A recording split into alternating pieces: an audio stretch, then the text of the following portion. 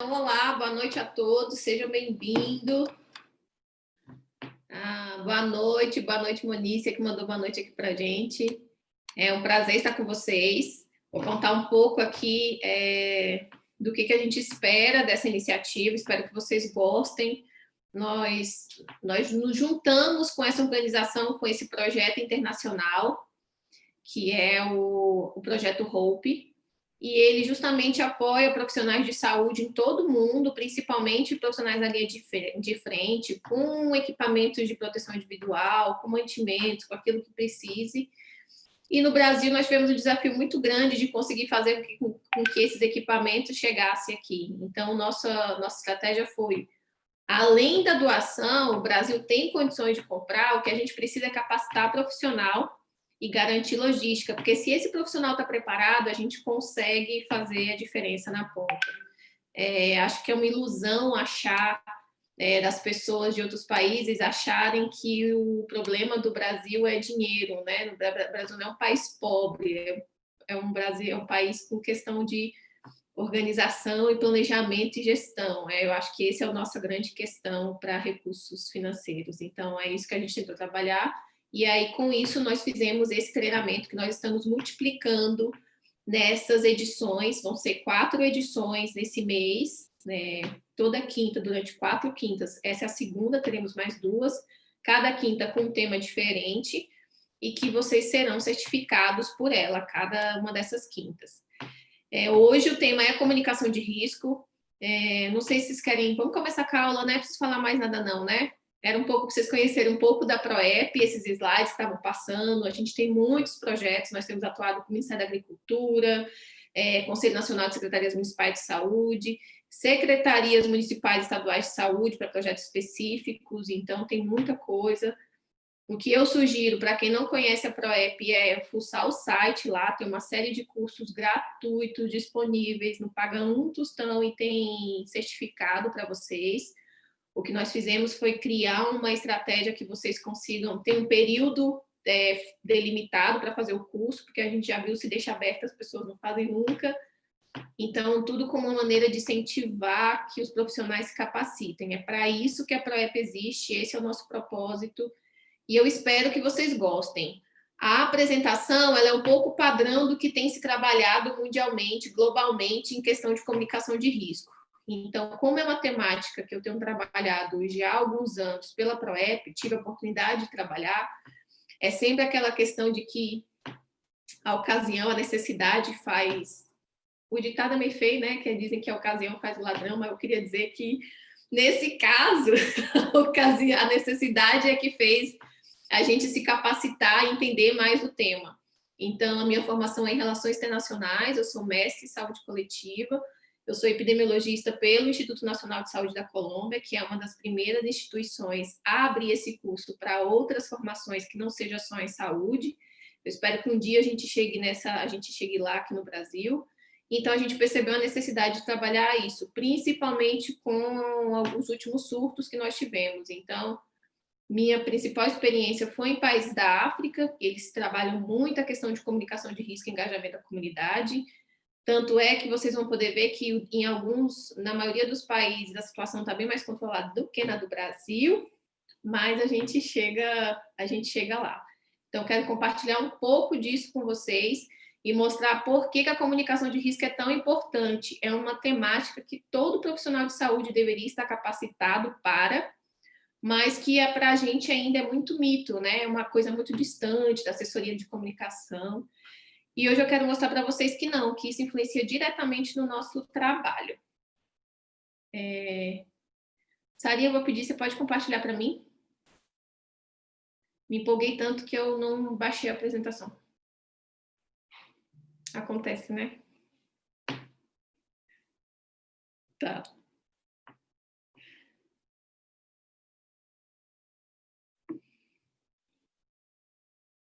Então, a Sara vai compartilhar aí para a gente. Sara é meu braço direito, esquerdo, pernas. Dani Queiroz também que está aí conosco, que vai fazer a apresentação seguinte. O Guilherme, também vocês vão ver, é ele que faz as nossas criações, edições de vídeos e tudo mais. Eu não sei se a Tati está por aí também, que é a nossa comunicadora. Então, temos uma baita equipe aqui.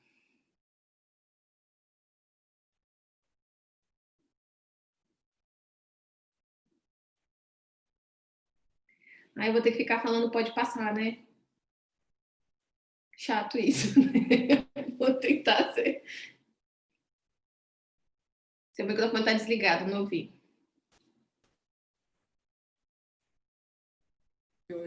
Oi, o Guilherme tinha me tirado a minha voz. Eu estava falando tempão. Eu vou ficar antenada para você não ter que ficar falando pode passar, quando chegar no finalzinho eu passo, tá bom? Se eu perder o time, você me dá aí para a gente seguir legal. Tá bom. Bom, como é uma apresentação curta, eu quero que vocês se concentrem mais no que eu vou trazer. Os slides, depois, a gente vai deixar essa aula gravada disponível no YouTube. Mas faz parte da certificação estar presente online e fazer o pré e o pós-teste, então é importante também estar aqui conosco, porque depois vai estar disponível, mas aí já não tem certificação. Quero trazer mais para vocês exemplos, uma conversa. Eu vou monitorar meu tempo, porque eu falo demais quanto a esse tema, estou ciente disso, mas é porque é um tema que eu gosto muito. Então, vamos lá. Let's go, Sara. Deu uma travada aqui, mas ele vai já. Pronto, foi. Coisa de tecnologia, tem que ter paciência. Então, qual é o objetivo dessa apresentação? Primeiro, vamos falar dos princípios gerais da comunicação de risco e de mensagem de saúde pública, conhecer um pouco sobre as ferramentas e abordagens para a comunicação e como isso pode influenciar no aumento, numa redução de número de casos, identificar e ser capaz de aplicar as estratégias de comunicação de risco e engajamento da comunidade. Essa sigla aqui, ó, se vocês procurarem na internet, vocês vão achar muito material. Infelizmente, ainda não temos muitos materiais em português, mas temos bastante em inglês e espanhol. A OMS desenvolveu essa estratégia e justamente pela necessidade de apoiarem nos países com o tema de engajamento da comunidade.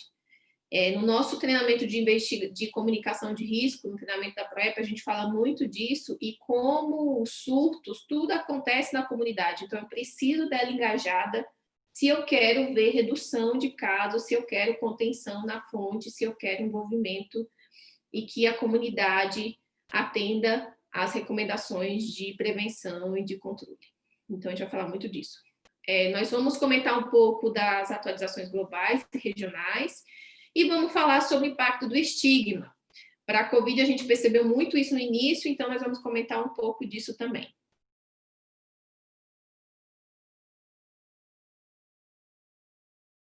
Ok, então, o que é a comunicação de risco? Esse aqui nós mudamos para dizer que a comunicação de risco, esse texto não está muito legal, não.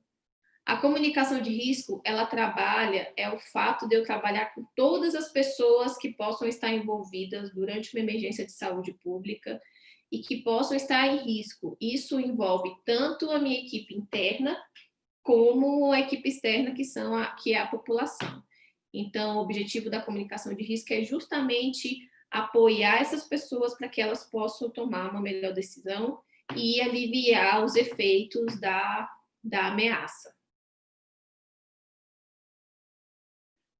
E novamente, um pouco do que eu já comentei no início, por que a comunicação de risco é importante? Porque ela permite que a gente tome decisão informada sobre as medidas de proteção e prevenção, diminui mal-entendidos e cria confiança.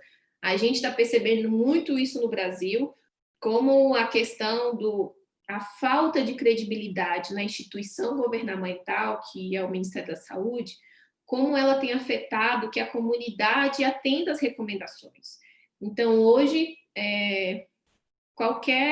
acho que hoje qual é a grande situação do Brasil? A nossa crise política está afetando diretamente na resposta. Então, todos os nossos esforços, medidas técnicas tomadas, medidas de prevenção, e a população não escuta pela descredibilidade da instituição governamental. Então, a comunicação de risco também procura trabalhar diretamente nisso. Por isso que você, profissional de saúde, ter essas ferramentas, entender o cenário e como aplicar a comunicação de risco faz diferença num momento como esse.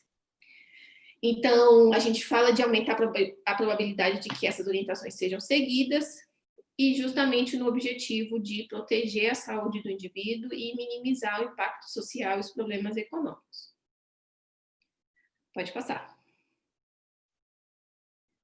Bom, elementos chaves da comunicação eficaz. Primeiro, identificar os principais interessados. Quem são os grupos em quem eu tenho que investir maior energia?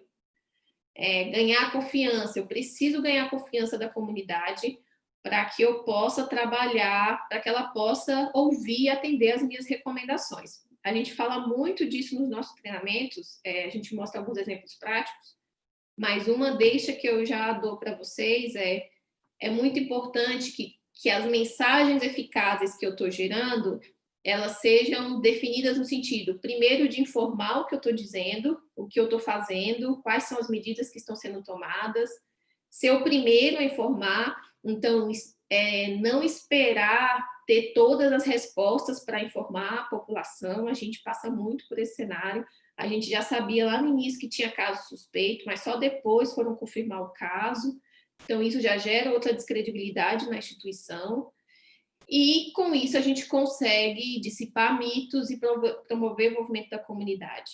A gente vai falar muito também de como isso tem que trabalhar diretamente com os sistemas de saúde, com as pessoas envolvidas na resposta, porque são elas que vão me dando as informações-chave que eu vou informar para a população.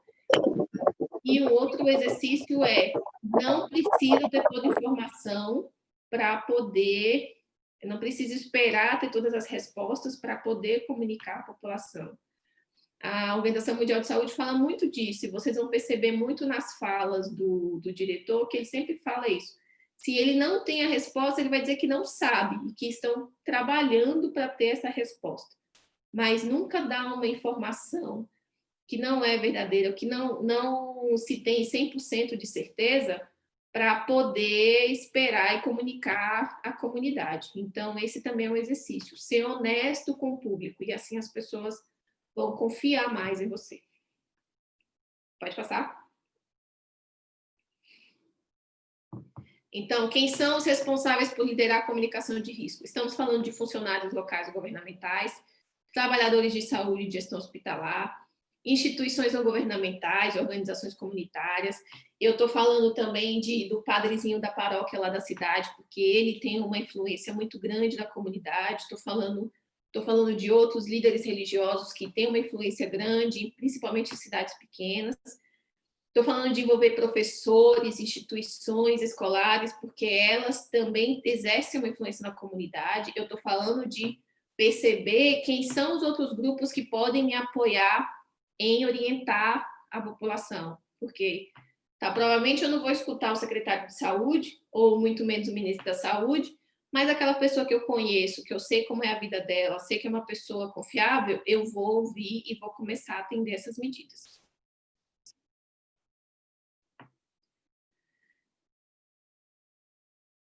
Quem é o público-alvo para receber essas mensagens de comunicação de risco? Nós estamos falando de público em geral, pacientes e familiares, profissionais de saúde, viajantes, grupos vulneráveis específicos, muitos grupos, muitas instituições, principalmente as secretarias estaduais de saúde, têm trabalhado muito bem nisso, a gente acompanha, monitora isso pelas redes sociais, pelo nosso trabalho de comunicação de risco, e algumas secretarias estaduais eu sempre cito como exemplo de como elas têm criado essa estratégia de informar diretamente grupos específicos.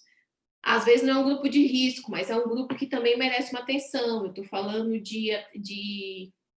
especificamente de crianças, gestantes, lactantes, e outros grupos que eu percebo que pode estar preocupado nesse período de pandemia, então também vou direcionar mensagens para eles.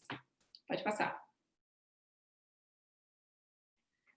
Bom, e aí um pouco do que eu comentei, quais são os fatores da comunicação de risco que criam confiança? Transparência da informação, então se eu não sei, eu vou dizer que eu não sei, mas nós estamos trabalhando para isso. Disseminar informação antecipadamente e com frequência, isso quer dizer que antes de uma mensagem circular num grupo de WhatsApp para meio mundo e virar quase que uma verdade, que nem a questão do chá de erva doce que curava o coronavírus, quem lembra disso no início da pandemia? Em vez de eu esperar isso virar uma verdade, eu vou trabalhar para que ela não se torne para que ela não ganhe essa dimensão que ganhou, que nem a nova metodologia de cura, que é com injeção de jatos de ozônio no reto, ajuda a matar o coronavírus. Então, como é que eu faço para que as pessoas percebam que isso não é verdade e trabalhe com o que realmente, de fato, elas deveriam fazer?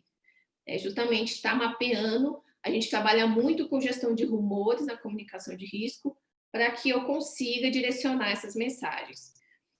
Por isso que a gente também vai falar de reconhecimento de áreas de incerteza. A gente falou muito no início, que é um vírus novo, a gente não sabe como funciona, não existe vacina, a gente está estudando. Então, ser transparente é fundamental. Outra discussão que tem acontecido muito é a inclusão das populações em risco e afetadas.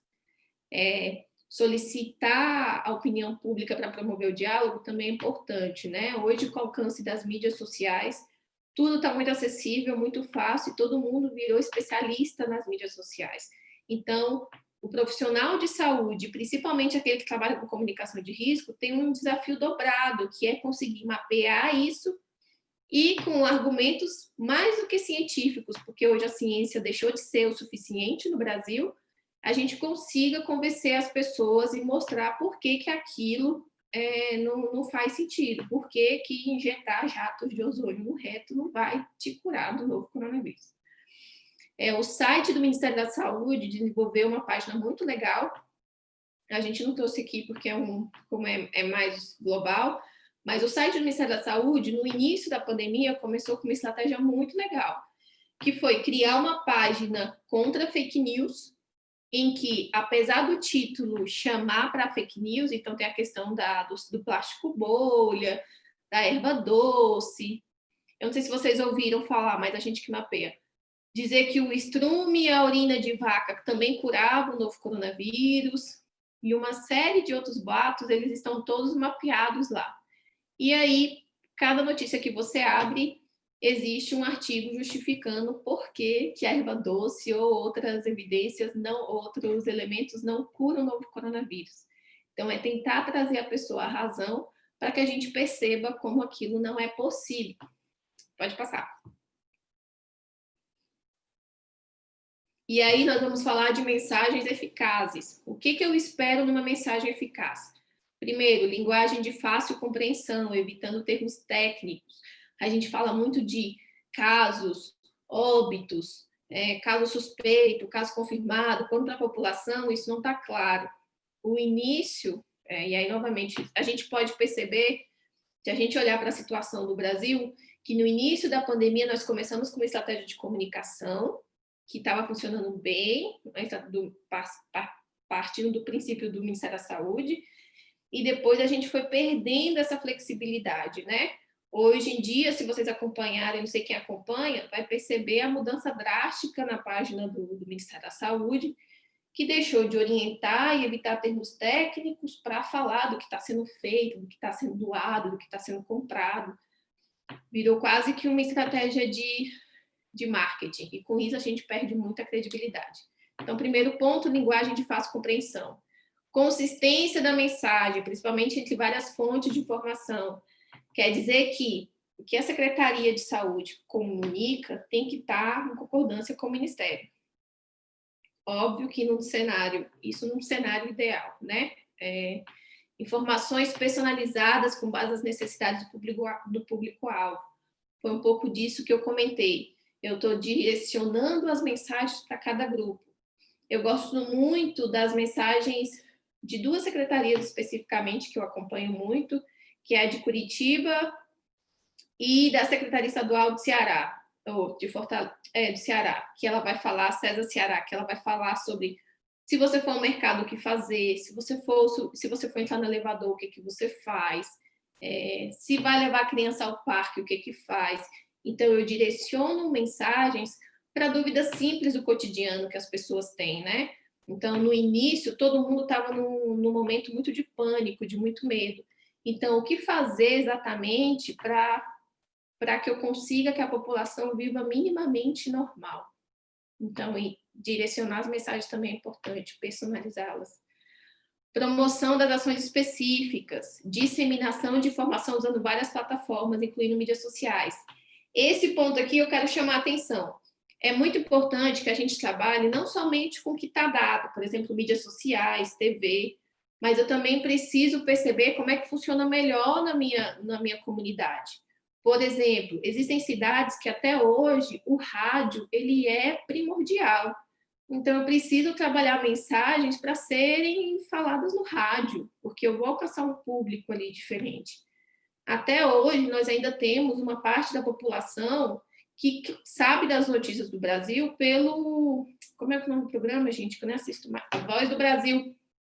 Então, tem muita gente que ainda ouve a Voz do Brasil.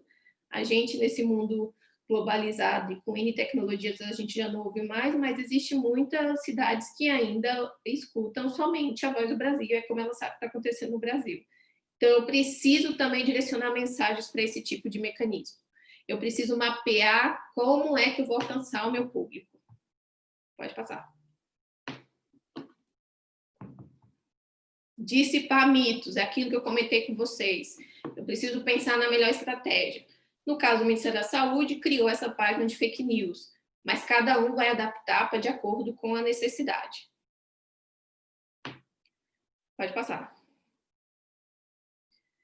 Princípios da comunicação de risco. E aqui está um exemplo interessante, que é que a OMS divulgou muito no início. Eu não sei se vocês ouviram, mas no início também, o alho foi um dos grandes curadores entre esses mitos. Então, aqui a OMS publicou dizendo... E aí eu quero que vocês prestem atenção como é feita a mensagem.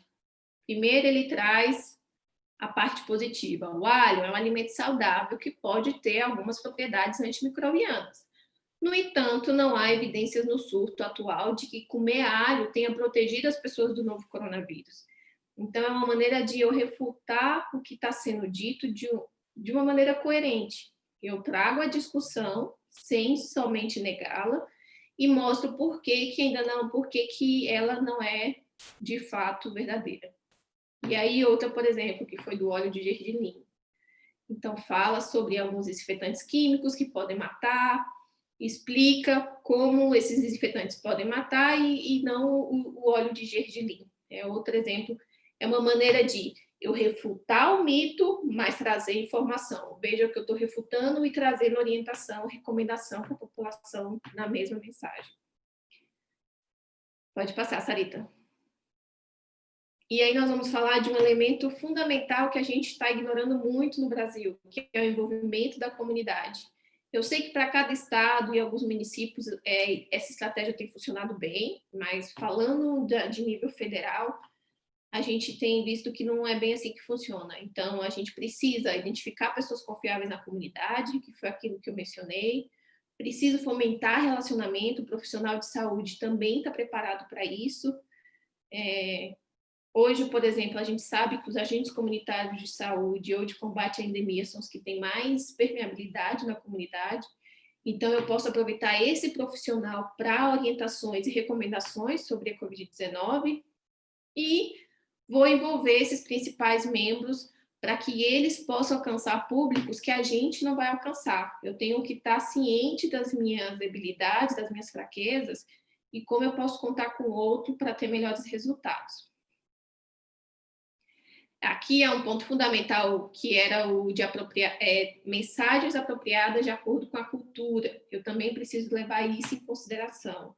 Nós estamos vendo muito isso, um desafio, com o aumento de número de casos em comunidades indígenas, e como a estratégia tem que ser totalmente diferente. Então, a gente está aprendendo muito durante essa pandemia, e isso precisa ser considerado. Eu estou trazendo o exemplo das comunidades indígenas como um dos exemplos que estão ganhando mais destaque pelo aumento de número de casos. Mas existem outros exemplos que vocês vão poder me citar daqui a pouco, que eu quero ouvir de vocês, que a gente precisa trabalhar especificamente. Não pode ser a mesma mensagem de use máscara, lave a mão, fique em casa, porque isso não vai funcionar. Então, eu preciso pensar em trabalhar especificamente esses outros públicos também. E aí, novamente, integração com sistemas de saúde. Como é que a gente vai falar disso? Aqui já tem muito, a comunicação de risco, ela tem muito o gerenciamento interno da crise também. Então, ela não é só comunicação com o público, ela também vai trabalhar como é que eu estou gerenciando a comunicação de maneira interna. Isso me ajuda a otimizar recurso, reduzir esforços. Acontece muito em questões de emergência de eu ter várias pessoas fazendo a mesma coisa, porque eu não tive a preparação para ter um plano de comunicação, definir fluxo de trabalho, fluxo de informação, quem elabora, quem revisa, quem aprova, e como eu devo dar seguimento ao trabalho. É muito importante isso também. Eu não sei se vocês sabem, mas a comunicação de risco é um dos pontos avaliados como capacidade básica de um país no Regulamento Sanitário Internacional. Então, o Regulamento Sanitário Internacional, por exemplo, ele não vai trabalhar só as questões de vigilância, prevenção, laboratório, preparação para acidentes químicos e biológicos, mas também a questão da comunicação, seja interna, como eu me organizo internamente e como eu me comunico com a população. Então, aqui são algumas recomendações para esse trabalho. É claro que durante o momento que nós estamos de resposta, já não dá para preparar e treinar esses profissionais. Mas também a gente não pode desistir do treinamento nesse momento, porque a situação está se estendendo.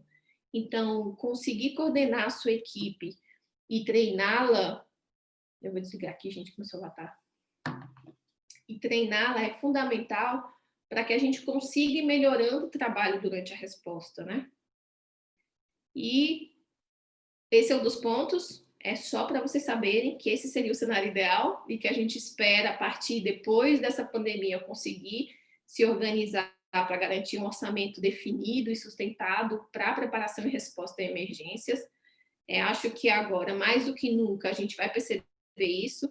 Eu sei que os CIEVs, por exemplo, estavam se preparando para isso antes da pandemia, e com a pandemia tudo foi suspenso, mas é uma coisa que a gente deve trabalhar continuamente. Então, eu ter uma rubrica para isso vai me permitir organizar e preparar a minha equipe continuamente. Bom, e aí vamos falar da disponibilidade da comunicação de risco e engajamento da comunidade à Covid-19. Pode passar. Ok, tenho 9 minutos, vamos correr. Ela fornece para três situações específicas. Isso tem muito a ver, e a gente trabalha muito isso com os países e também com os estados, é que eu preciso elaborar um plano de comunicação que me defina quais serão as mensagens antes de eu chegar no momento de emergência, durante e depois.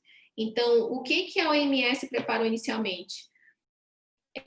Orientações para 3 tipos de situações. Uma para um possível paciente, uma para uma situação com número limitado de pacientes e a outra já com muitos pacientes. Pode passar. Então, esse era para o caso de um sistema de comunicação de risco com um possível paciente. Eu vou avaliar o plano, vou garantir a aprovação, vou preparar um orçamento. Essa fase já foi, pode passar. Esse também foi um momento, esse do momento do possível, aqui esse é interessante para a gente perceber como foi o movimento. Nesse momento de possível paciente, qual era a estratégia? Era orientar as pessoas sobre o que é o novo vírus, qual o tipo de transmissão, como funciona, como eu posso me proteger. Agora que a gente já passou por essa fase, a mensagem já é mais direcionada. Pode pular, Sarinha, lá para muitos pacientes. Aqui é só para vocês perceberem que esse manual de comunicação de risco da Organização Mundial de Saúde, ele vai trabalhar diferentes fases, assim como a gente trabalha com a vigilância. Principalmente a comunicação de risco tem que estar ligada diretamente com a vigilância, porque é ela que vai me sinalizar como é que está a situação e que tipo de mensagem eu tenho que enviar para a população. Então, nós já passamos por um número limitado, pode passar, e agora nós estamos no momento de muitos casos, né? Então, qual é o exercício? Primeiro, reforçar a capacidade de resposta, garantir essa flexibilidade contínua, ou seja, se eu precisar aumentar a demanda, eu aumento, se eu precisar reduzir, eu reduzo. Eu tenho mais atividades, eu tenho mais pessoas em campos, então eu tenho mais gente para coordenar e integrar. Então, vejam que a gente direto está mandando profissionais para outros estados para apoiar. Essas pessoas precisam ser inseridas na resposta, então isso também faz parte da comunicação de risco. eu vou divulgar materiais em parceria com outras instituições, porque a gente já viu que sozinho essa estratégia governamental não está funcionando. Faz parte hoje, com o aumento, crescimento, engajamento da sociedade civil no processo, a gente precisa ter esse envolvimento e diversificar os canais de divulgação. Enquanto na fase de possível caso a mensagem era de prevenção, aqui a gente já está trabalhando com contenção. Por isso que as mensagens são mais específicas de use máscara, lave mão, mantenha o distanciamento. A minha mensagem muda nesse momento, ela precisa ser mais objetiva, mais precisa, mais direcionada. Só que o mais importante, a gente não pode deixar de verificar. A gente não pode deixar. É que eu fui ler a mensagem aqui e me cortei. A gente não pode deixar de verificar como a comunidade tem respondido a isso. É muito importante que eu olhe para as mensagens, sempre apresentando como está o cenário, e não somente com orientações. Se eu estou o tempo todo direcionando mensagens para use máscara, lave as mãos, mantenha o distanciamento social, sem trazer um conteúdo a mais, a comunidade deixa de receber. E é o que a gente está percebendo. O aumento de número de pessoas nas ruas, vivendo normalmente, distanciamento já não é uma coisa que está sendo considerada, máscara já está sendo usada de N maneiras. Então, tem muito dessa atividade de eu manter a população informada sobre quais são os esforços, o que está sendo feito e por que a importância dela seguir aquelas recomendações. A gente vai falar um pouco mais na frente, pode passar, Sarinha, de mudança de comportamento.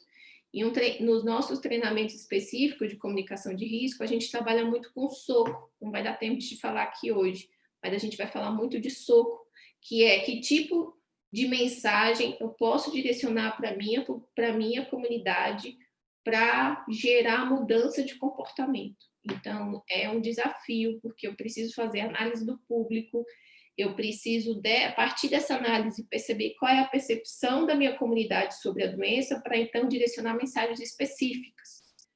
Então, se há pessoas que acreditam que é uma conspiração, então vamos entender o que elas estão falando para pensar que tipo de mensagem eu posso direcionar para isso. E é por isso que nós vamos falar de monitorar as comunidades, identificar barreiras para seguir essas orientações, envolver-se com influenciadores confiáveis, por isso que vocês vão ver vários artistas envolvidos, como uma tentativa de se conectar com o público, estabelecer uma comunicação bidirecional, isso é muito importante, em que eu tenha essa relação com a comunidade e as equipes de resposta, e manter a confiança ouvindo essas percepções. É muito importante que a gente tenha um canal para ouvir a população. Pode passar.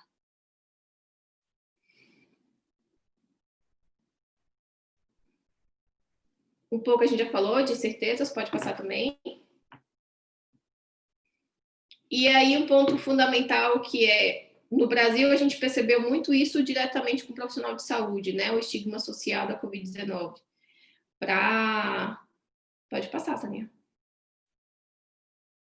A gente não percebeu tanto com as pessoas, eu não sei, vocês vão poder comentar aí um pouco comigo, mas a gente percebeu mais com os profissionais de saúde, né? Então, nós temos casos de profissionais sendo agredidos em paradas, estações de metrô, outros, como aconteceu no Chile, recebeu uma coroa de flores no trabalho e outra em casa. Então, o profissional de saúde criaram esse estigma contra o profissional de saúde, né, especificamente. Mas, na tentativa de evitar que se vire um estigma, a gente também trabalha isso na comunicação de risco, para evitar que se gere pânico. A gente teve um caso muito interessante que, assim que começou a pandemia, por algum motivo, numa comunidade lá em Moçambique, surgiu o boato de que 2 pessoas que estavam passando tinham o novo coronavírus. E a comunidade espancou as 2 pessoas, eu acho que uma delas chegou a morrer. Então, para cada região reage de uma maneira. A gente não chegou a ver esse tipo de situação específica no Brasil, mas a gente conseguiu vivenciar os ataques aí aos profissionais de saúde. Então, aqui são alguns exemplos de da questão que a gente tem chamado de infodemia, né? Teorias da conspiração, evitar chamar de, por exemplo, o vírus de Wuhan, que a gente ouviu muito no início, e um pouco de percepções errôneas comuns. Então, muita confusão entre o coronavírus comuns, que causa resfriado comum e o novo coronavírus. A Covid-19, na época que disseram que era disseminada por redes móveis 5G. E essas questões da proteção, o óleo de gergelim, inalar óleos essenciais para aumentar a imunidade, usar enxaguante bucal, comer alho, esses são alguns dos exemplos. Então, a gente traz esse ponto para trabalhar justamente porque ele cria uma associação negativa entre a doença e grupos de pessoas. Então, a gente trabalha para que se evite esses rótulos.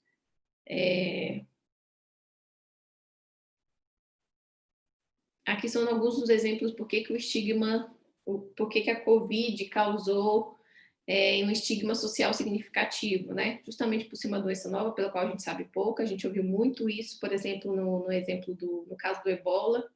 Até hoje, no caso do Ebola, quando chegava alguém da África, a gente ouvia muito isso. A gente já passou por vários aeroportos tirando fotos de mensagens de se você está vindo da China, então passe por aqui, como se a gente já não tivesse casos do novo coronavírus em todo o mundo.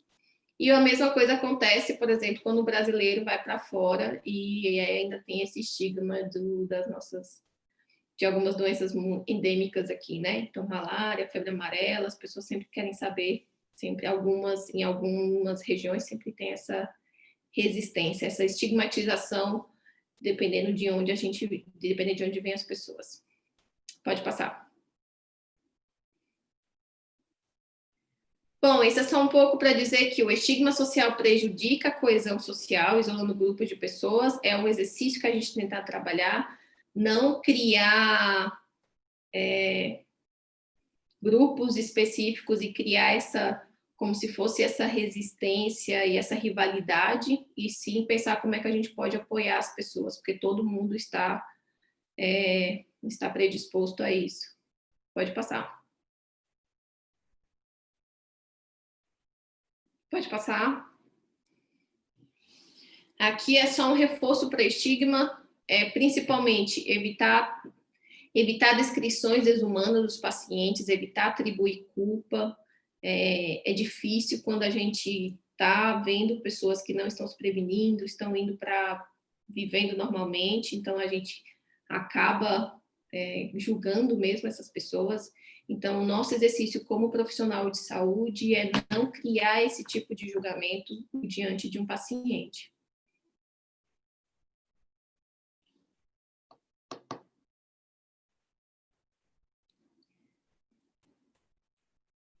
Pode passar, Sarita. Aqui é um pouco do que eu já comentei, de humanizar a doença e incentivar, principalmente... Isso é muito difícil, então, em geral, nem comento.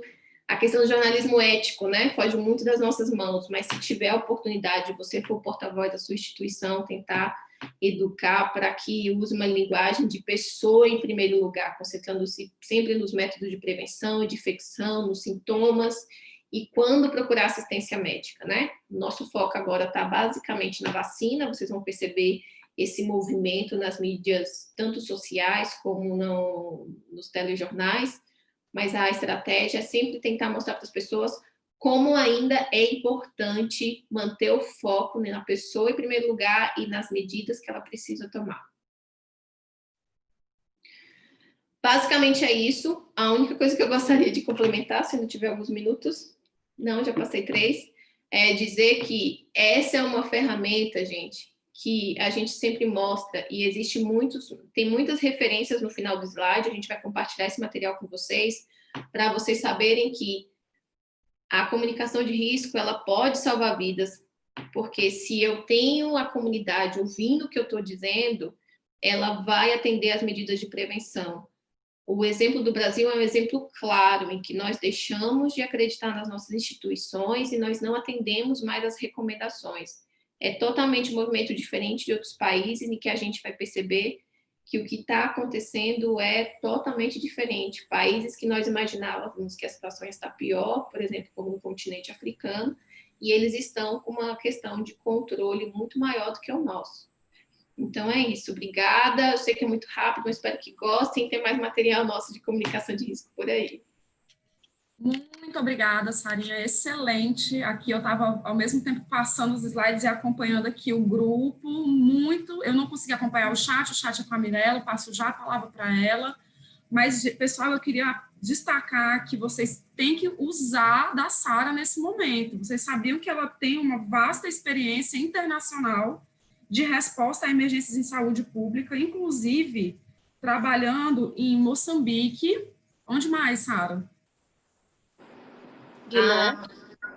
Angola, Guiné Equatorial, Chile, nós também tivemos apoiando o Chile, Brasil em alguns estados específicos, e agora São Tomé e Príncipe de novo, né? Estou indo dia 30. Eu espero voltar com muito mais bagagem, muito mais conteúdo para vocês. Eu queria só reforçar que vocês explorem enquanto ela está por aqui, porque ela vai passar uns meses fora, está indo para São Tomé e Príncipe, apoiar na resposta da Covid, foi convidada, está indo para lá na próxima semana, mas já trabalhou na preparação e resposta ao ebola em Angola, em Moçambique, em Ruanda, no Chile e em São Tomé e Príncipe. Parabéns, Sara, pela exposição.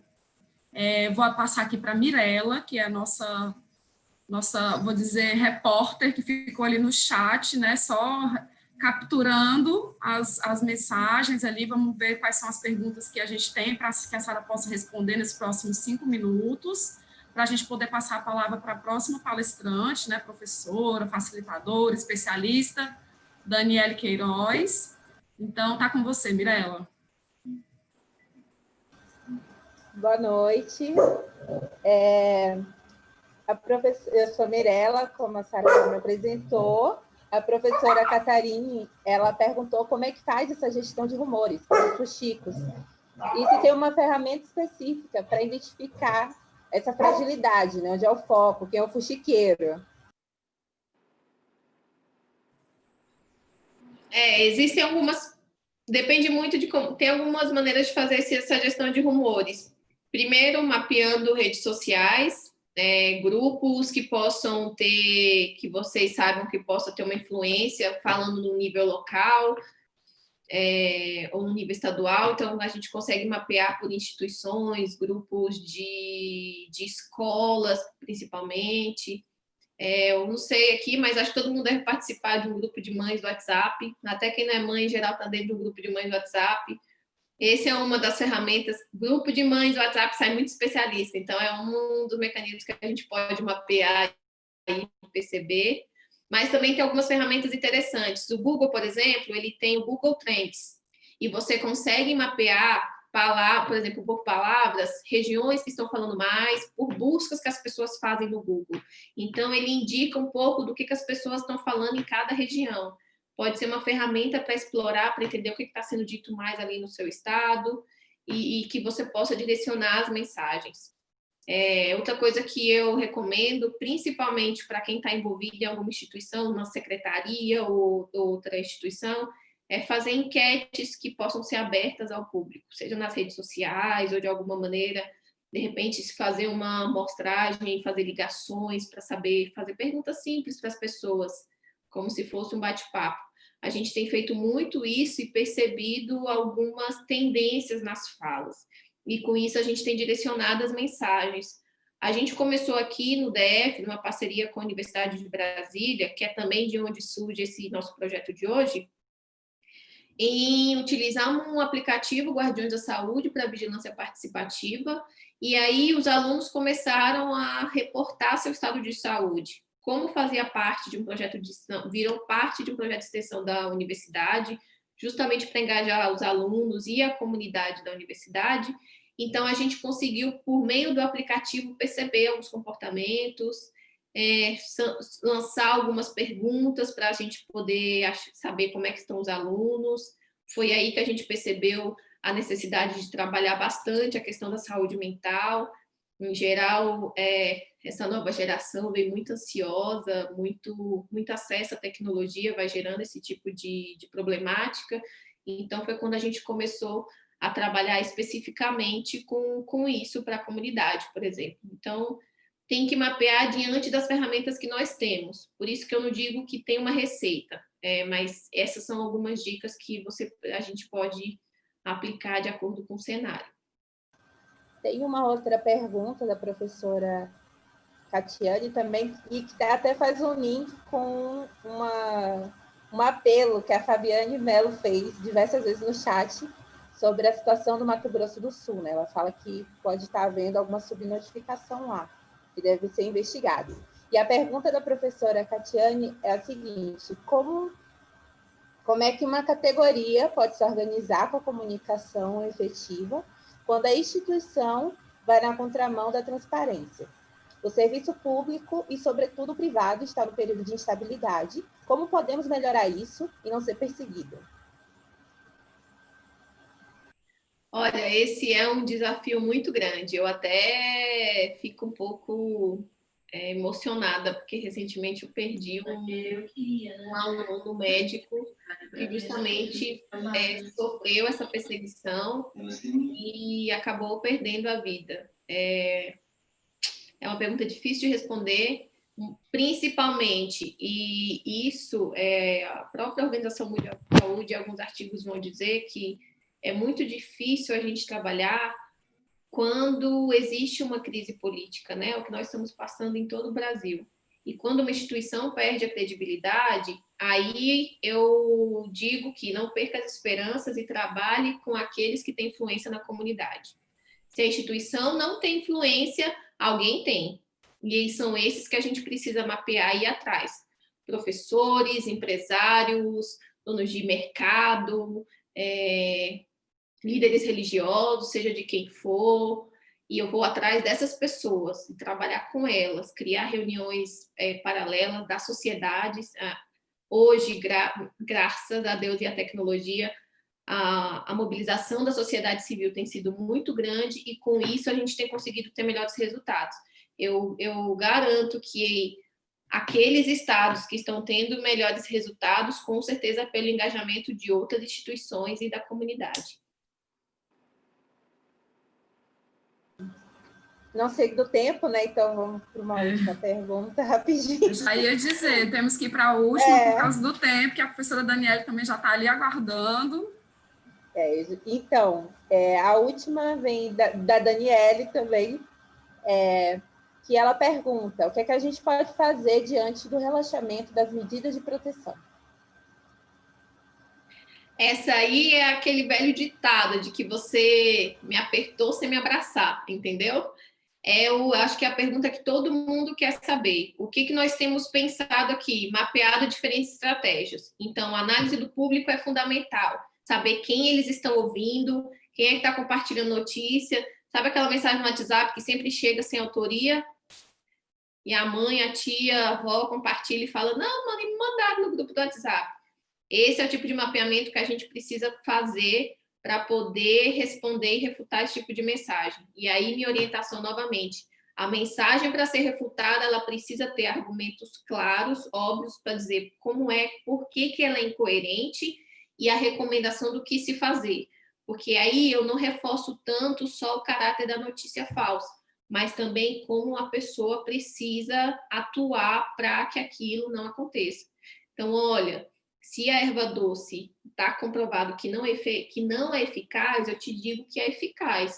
Eficaz é você manter a distância, seguir essas medidas quando chegar em casa, quando sair, manter distanciamento, para a gente tentar trabalhar isso. E o outro ponto eu sempre reforço isso, porque a gente faz isso muito pouco, que é analisar o público, perceber o que ele está dizendo. A gente precisa ouvir. Quando a gente fala do soco, eu sei que alguém perguntou do soco aqui, mas não vai dar tempo, a gente faz uma análise do público em que eu vou perceber quem são aqueles que têm maior influência, então são neles que eu vou investir mais energia, mas também não vou dar ouvidos para tudo que eles falam, preciso saber como é que está chegando na comunidade. E vou tentar trabalhar para que existe um grupo que ele é resistente, mas que ele é meio neutro. Então, eu também vou trabalhar para transformar essas pessoas em apoiadores. É o que nós chamamos de resistentes ativos e apoiadores ativos. Então, existe todo um trabalho com a comunidade, espero trazer para vocês futuramente aí. Mas eu acho que tem uma aula no YouTube que eu falo rapidinho sobre isso, tem um pouquinho de soco lá, tá? Para não deixarem vocês curiosos. Acho que eu falo alguma coisa de soco lá, não tenho certeza. Então, é pensar um pouco nessa estratégia. Você fala, sim, de soco na aula de comunicação que você deu nos 10 passos de investigação de surto. A aula está disponível no YouTube, na nossa rede, né, na nossa página do YouTube. Então, sigam lá que essa aula está disponível lá para vocês. Pronto, muito obrigada.